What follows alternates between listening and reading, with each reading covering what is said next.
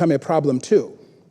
It's just that Eli allowed his sons to do it, and God rebukes him for that. Because his sons were doing evil, his sons were corrupt, but he sort of condoned it. There's only one instance that we have where he rebukes them. But somehow we have the same problem with his children as well. And that's going to give rise to another transition that we're going to have in the first few chapters. So, when Samuel is anointed to be the judge by God, there is a call to return to God.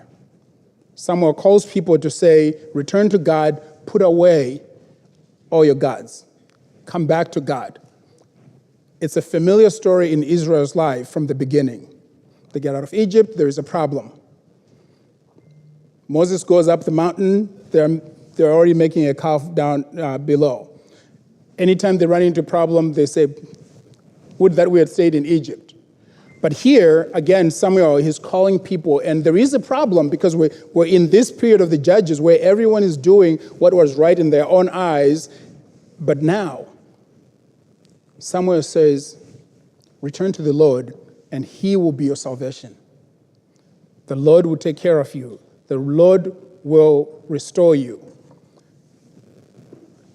That should be familiar for us if you're looking at Matthew 15:24.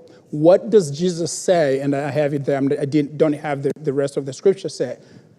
What does Jesus say? I was sent only to the sheep of the house of Israel. What was he sent? What was the message?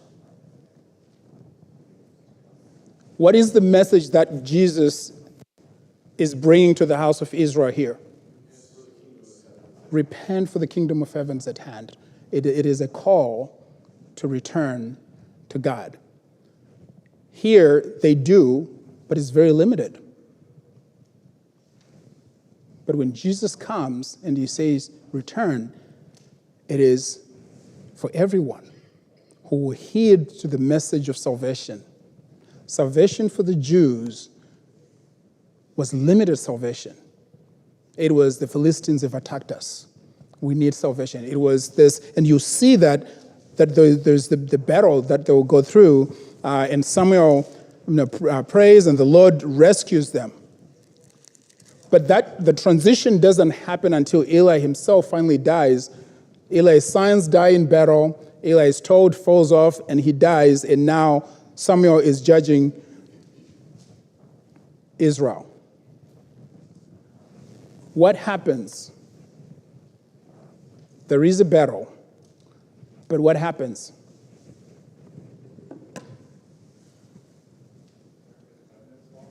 Sorry? Within that, in the narrative, and this is important, and I have a slide here. The ark, they go to battle and they lose, and the ark is captured. And the Philistines take the ark of God with them.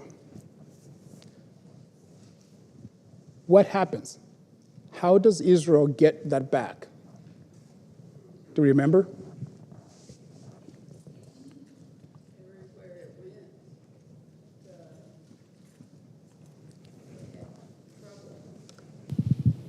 From God, right? Until the Philistines finally returned it. Yeah. So it's not Israel that goes back to fight to return the Ark of the Covenant. They start getting boils. Wherever you go, they start getting boils, and somehow or another they figure out what they're supposed to do. I don't know how they knew, but somehow they must have known that. Wait a minute, this ark doesn't belong with us. God is communicating something that's very important. I don't belong with you. I belong to my people, my chosen people, whom I brought out of the land of Israel. And the Philistines learns that the hard way when they start to get the boils. They bring it. They don't just bring it. They bring it with gifts. They bring it back to Israel because God has desired to dwell among his people. When Jesus comes, what do we call him? Emmanuel, God with us. God comes and dwells with his people. The Ark of the Covenant, and we'll talk about it shortly, is God's presence among his people. The highlight of Exodus is not when the law is given, it's at the end of Exodus when the tabernacle has been built. And once again, and this hasn't happened since the garden, God's glory fills the tabernacle and God comes and dwells among his people. The only time you see that is in Genesis up until at the end of Exodus, because God has always desired to live among his people. And when the ark is taken to the Philistines, God says, no, I don't belong here. And they return it. And God does it, and it's not Israel. Then we have another transition. Samuel is old. His sons are corrupt, and the people are worried. There is a problem in that worry. Yes, they should be worried that these sons are corrupt. But the bigger problem is they have now trusted in Samuel instead of God. Because when they go to Samuel, they say, appoint for us a king because your sons are corrupt. Because naturally they assumed that if Samuel passed away, then one of his sons would become the judge of Israel, and if they're corrupt, they're in trouble. They don't go to the Lord to pray, to say, now the Lord Samuel is old, help us, give us another leader. They pretty much go to Samuel and say, give us a king, like the rest of the nations, because your sons are corrupt, and you're old, and you're about to die. Samuel is upset. And God says, they have not rejected you from being king. They have rejected me from being king. Two transitions. Number one, you're going from the judges to kings. Not only have you done that, but you also got God ruling his people using the judges. Now it's God ruling his people through the kings and the prophets. The prophets are the messengers that will even speak truth to the kings. But there's those transitions that you see within this short reading. They want a king, and they're warned about what will happen when they get a king. Samuel gives them a warning. This is what will happen. And immediately by the time you go to 1 Kings, you find, what does Solomon do when he wants to build a temple? He puts them to forced labor in order to build a temple. He's taking groups of their sons and sending them to go get timber in order for the temple to be built. Exactly what God had warned.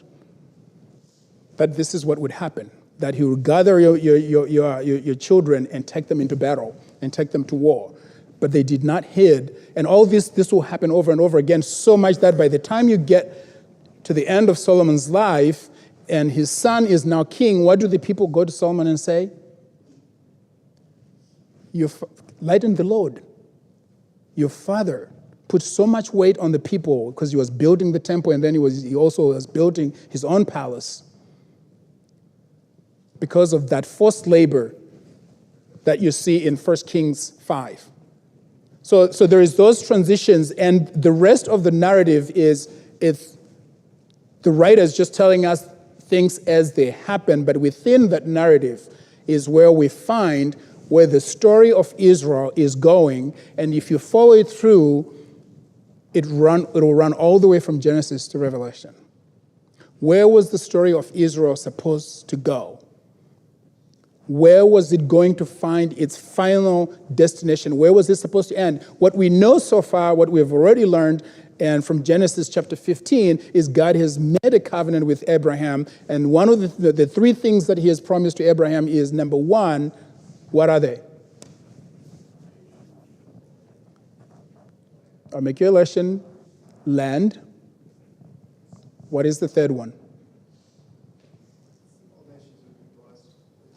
Through you shall all the nations be blessed. The first two we've already seen by the time they're coming out of the land of Egypt, right? And then they're now in the land. They've received, by the time at the end of the book of Joshua, they have now possessed the land that God promised them. And Joshua says not one of the promises that the Lord made failed. They're in the land. But there's one promise that is still lingering. How is that going to come about? From the time that they settle in the land, what we're trying to trace through here is, how will that come about? How would that last promise, who will it be? Who is the seed that is promised in Genesis chapter 3? Right? It's Jesus, but how is this going to work? Right? Because from the time that we go from there, we follow that genealogy, you get up to Jacob and he's got 12 sons. Which one of the 12 sons? Who is going to be next in line? Right? You went to Abraham. From Abraham, Abraham has how many sons? Ishmael and Isaac, right? But the son of the promise is who? Isaac. Right, Isaac has 2 sons, Esau and Jacob. Which one is it going to be? Esau is the older and son, and Jacob is the younger. It's Jacob. Now, Jacob has 12 sons. Who is it going to be out of those 12? By the time we're getting out of Genesis, in Genesis chapter 10, and Jacob is blessing his sons, it's Judah. But then they go into Egypt, and then coming out of Egypt. One of the things that you're going to get in Chronicles is genealogies. And we'll look at that shortly here, is the genealogies. What those genealogies do or are trying to tell us is this story is a story that's going somewhere. But at this point, at this station that we're at, this is how you can track back where the story is going.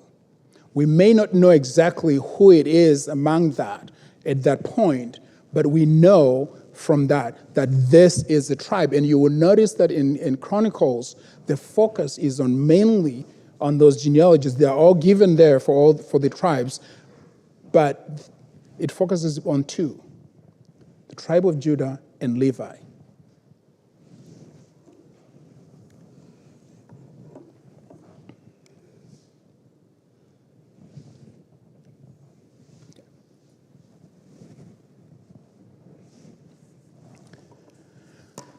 So we've gone now from Judges to Kings. And so I believe I wanted to go back one. Let me see. Right. So Saul has been anointed. God says, yes, give them a king. And Saul is anointed as king. God is making the choice who is going to be king, and it's Saul.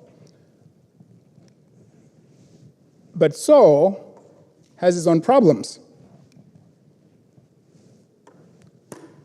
What happens with Saul?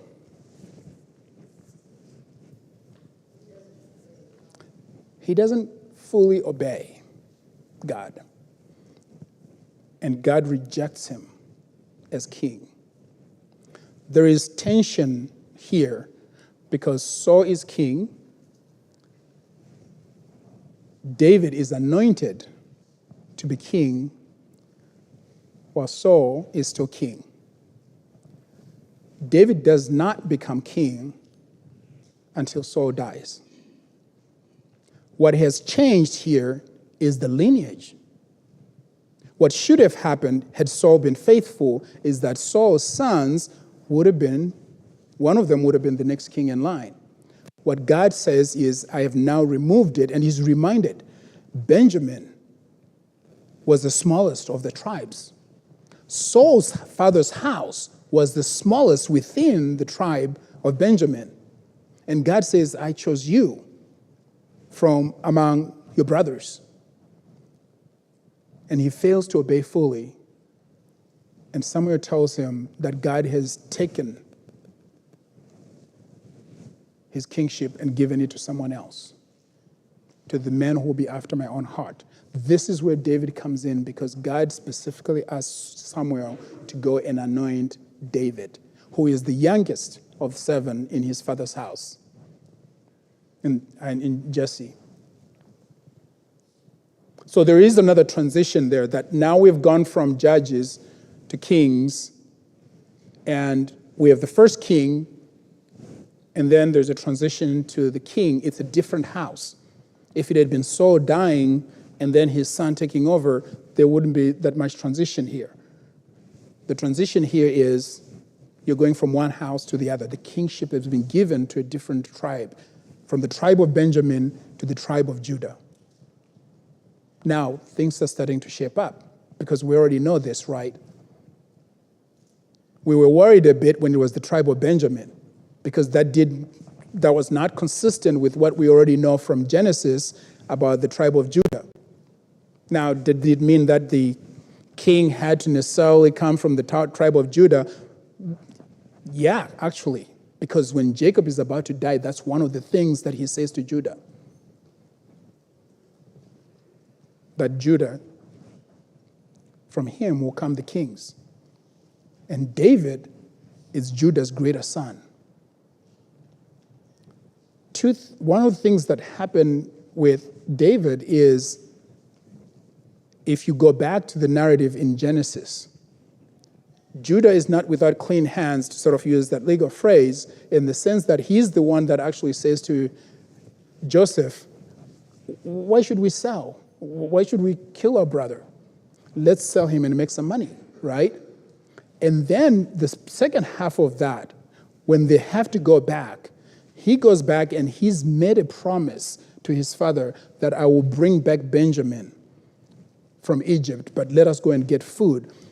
Judah sacrifices himself by offering himself to Joseph and say, I cannot go back to my father because my father wants this son to return. And I promised my father that I want this son to return. And Joseph can't hold it in. He cries out because he just can't deal with this. Because I think one of the reasons Joseph is testing his brother is he wants to see, are these boys still being defined by the sins of their past? And what he hears from Judah is completely a man who's done in 180. And he offers himself to say, take me as your servant, but please let the son whom my father loves return to his father. David does the same thing. David, Judah's son, does the same thing when he goes to fight Goliath in this narrative that we have. One of the things he says is what?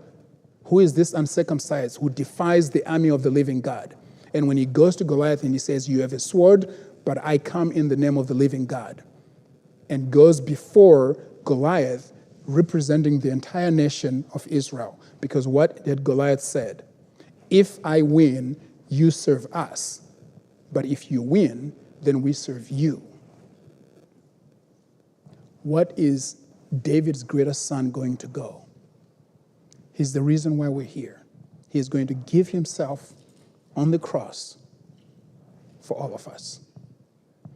That narrative is running all the way through to David and to Jesus. Unless if we're following that full story of Israel, we actually might miss some of this. Granted, with David, it's limited to the battle with the Philistines. With Judah, it's his father. I made a covenant with my father, and I want the son whom my father loves to return to his father. So I will give myself. David, it's himself on behalf of an entire nation because he's fighting the Lord's battles. So we have that transition with David now from Saul to David,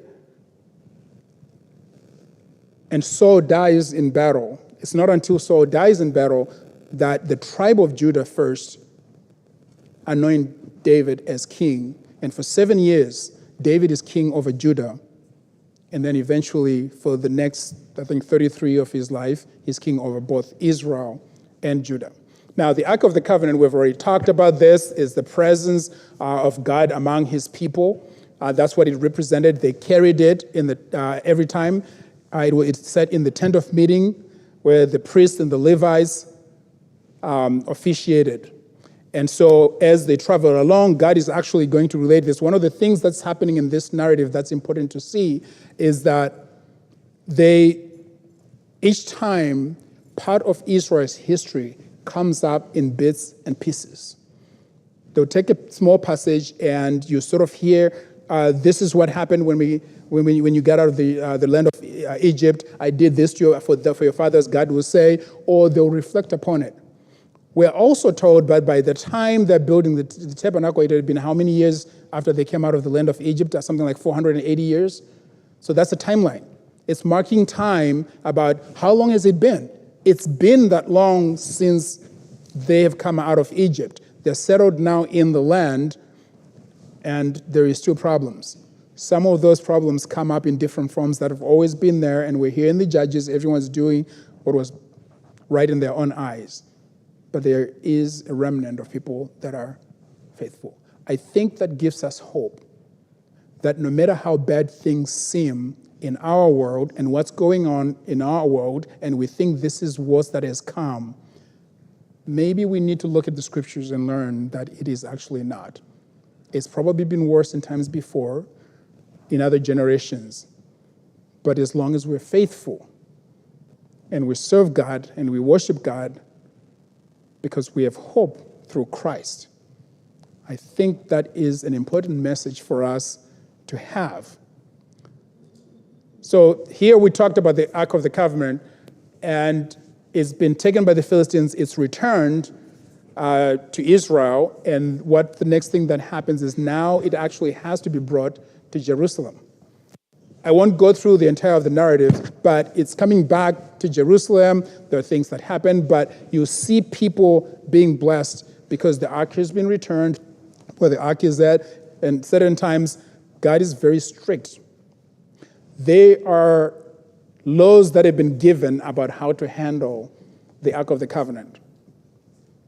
That's important because there's an incident where the ark is about to fall, and someone reaches out, Uzziah, and he dies.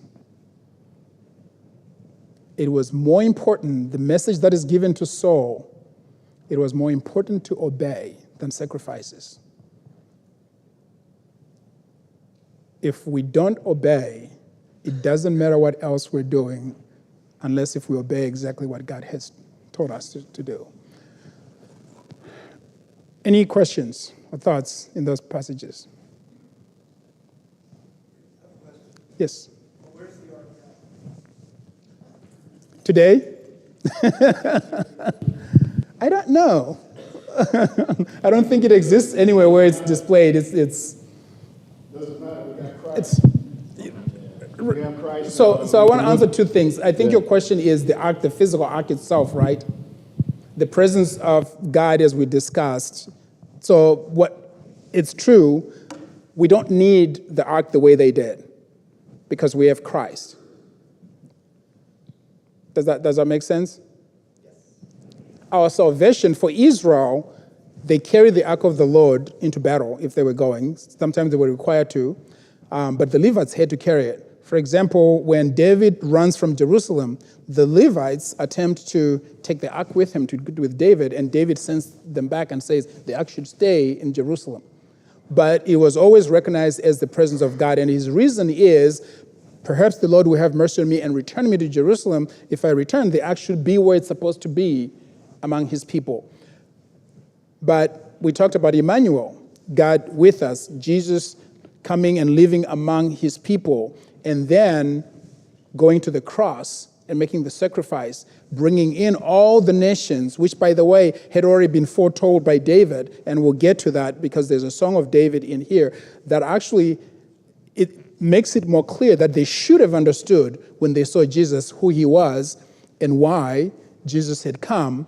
But I think they missed it because they really didn't understand. But it's here, it's part of the narrative that we're going to look at. So hopefully that helps.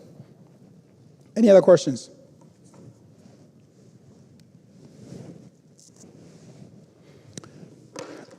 Then God makes, and this is critical here, then God makes a covenant with David. The narrative leading up to this is David has been fighting all these battles. He's fought all the battles, he's won the battles, and now he has peace. And he has built himself a house, and he has decided he wants to build a house for the Lord. So he goes to Nathan, who is the prophet, and he tells him, and Nathan doesn't necessarily inquire from God from what we have in the narrative, but says, this seems good. God immediately tells Nathan to go back and said, no, you will not build a house for me because you're a man of war. But your son will build a house for me. And then God makes a covenant with David. Part of that covenant is your throne will be established forever. You will never lack a man on the throne. This is significant, right? Why? Because Jesus is the greater son of David. That's the fulfillment. In fact, Paul will argue that all the promises of God find their yes in Jesus. We now know, given after the sacrifice, they didn't then, that the story of Israel, where it was going, is that it was going to Christ. The fulfillment of the story of Israel all along, this is where it was going. And Paul works through to explain that, particularly in Romans. Because right at the beginning of Romans chapter 1, what does he say? He makes the reference right back to David. By the way, here's what, as you read this narrative, after David becomes the standard for every king that comes. But he did not follow the Lord fully like his father David. Like he did not follow. Not Solomon, even though Solomon was the wisest and the wealthiest. It's David. Because David followed and obeyed God. But when you go to Romans chapter 1, in the very first chapter there, which the verse I have, you will read this. Paul, a servant of Christ Jesus, called to be an apostle, set apart for the gospel of God, which he promised beforehand through his prophets in the Holy Scriptures concerning his son, who was descended from David according to the flesh. That's why the genealogy that you see in Chronicles focuses on Judah and the Levites. Two of the offices that Jesus is going to occupy. There is a third one. And they're all in this narrative. He's going to be prophet, he's going to be priest, and he's going to be king. All three in one.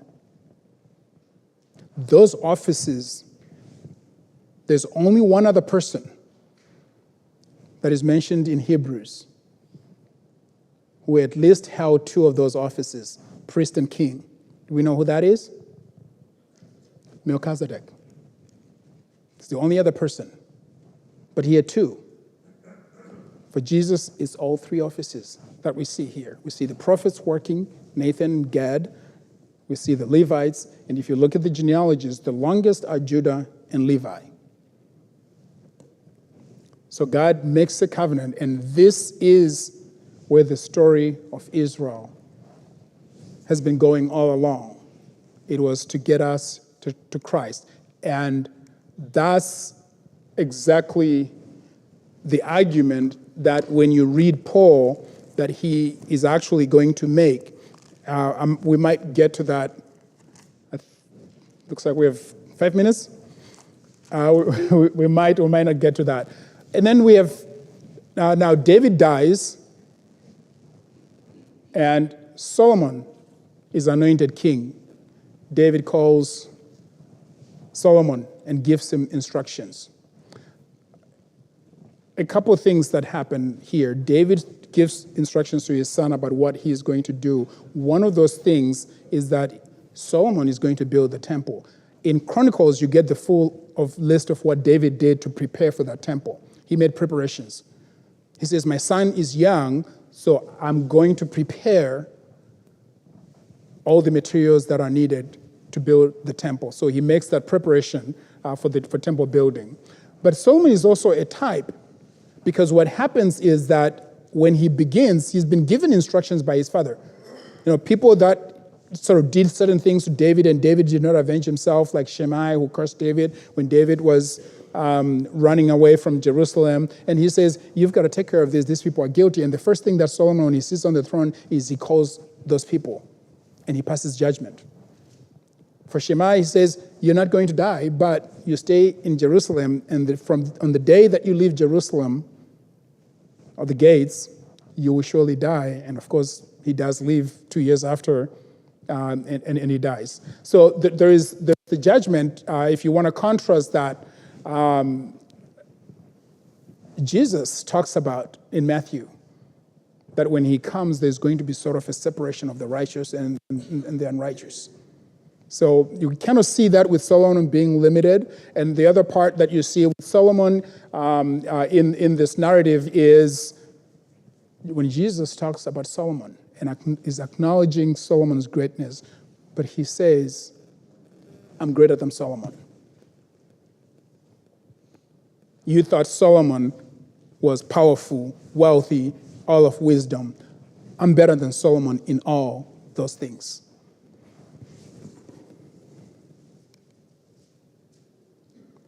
The other transition that we have is the tent of meeting to the temple. The Levites ministered, Aaron would go in early on, and Moses. Now the temple has been built, and people can now go into the temple. So now we've shifted from the tent of meeting, and God says this when David wants to. He says, all these years I've lived in tents. I've never asked for build, but what you have said is good. You can build me a house, but your son is going to do it. So it is built, and the Ark of the Covenant is then taken into the temple. Well, what do we know about the temple? What eventually happens is what? When Jesus is on the cross and is about to die, I think it's Matthew's account. The curtain is torn in two. It was the curtain that divided the rest of the temple to the Holy of Holies, where only the high priest could go into. Why is that? Because we now have a high priest who continues. The other high priests, before they could go in, had to make sacrifices for their own sin, and then they would go make sacrifices for the people. But because we have Jesus, it is no longer necessary. And because of that,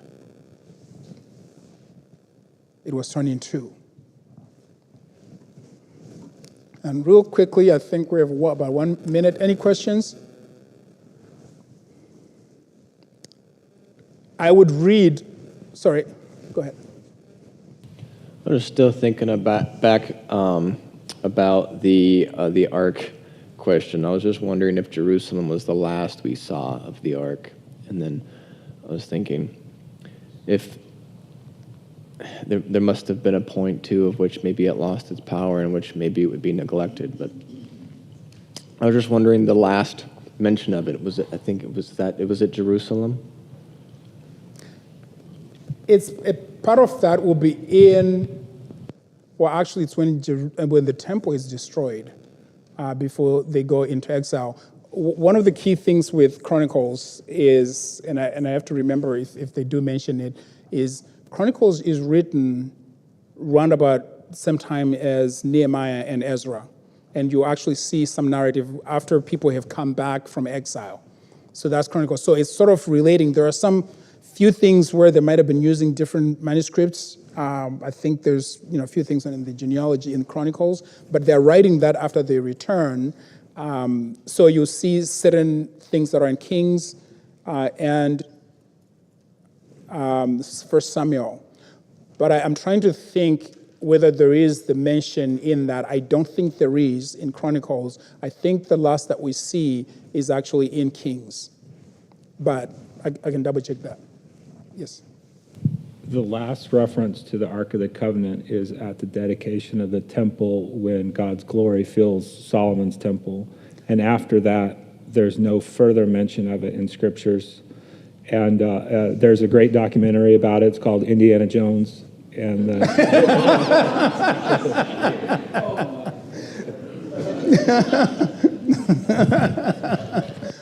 at least you didn't say there's a new manuscript about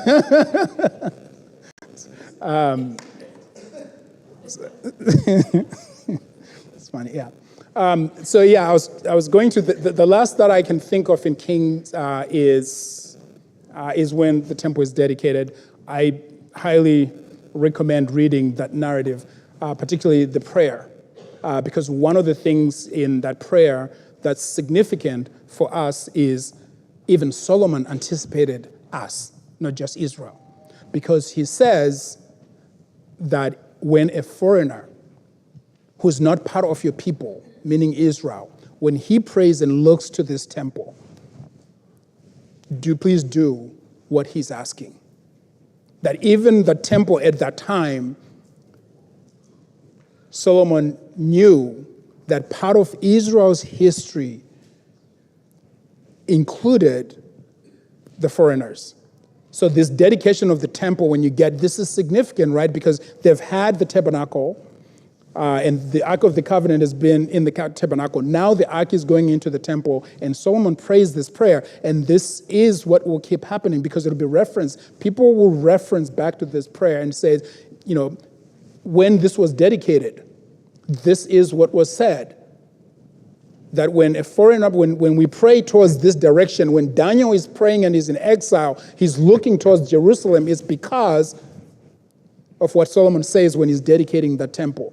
So it's pretty significant when we look at the exiles, when they're in exile, when they're praying, and they're always looking towards the direction of Jerusalem. This is why, because it's pretty significant. So I would read that narrative, but one of the key things here that I wanted to point out, particularly with that verse with the foreigners, is Israel's vocation, because we might not get to it, our time is up. Israel's vocation. What was Israel's vocation? Are they just people that God loved, that happened to be fortunate enough to where God loved them and picked these people and that's it? No, actually Israel has a vocation. What is that vocation? If we're looking at the story of Israel, God has chosen a people for himself, but he's got a promise to fulfill. Paul argues in Romans chapter 3 that Israel was entrusted with the oracles of God. They were entrusted with the message of salvation to take to the nations. That was their job. And he says they failed at that. If I have a letter and I need you to get the letter to Mike, and I go here to the sister and I say, could you please get this letter to Mike? And in order for her to be faithful, she's got to deliver the letter to Mike. Israel did not. They looked at themselves only as the chosen people. And Paul's argument is that, did God then fail? He said, no, God did not fail because some were unfaithful.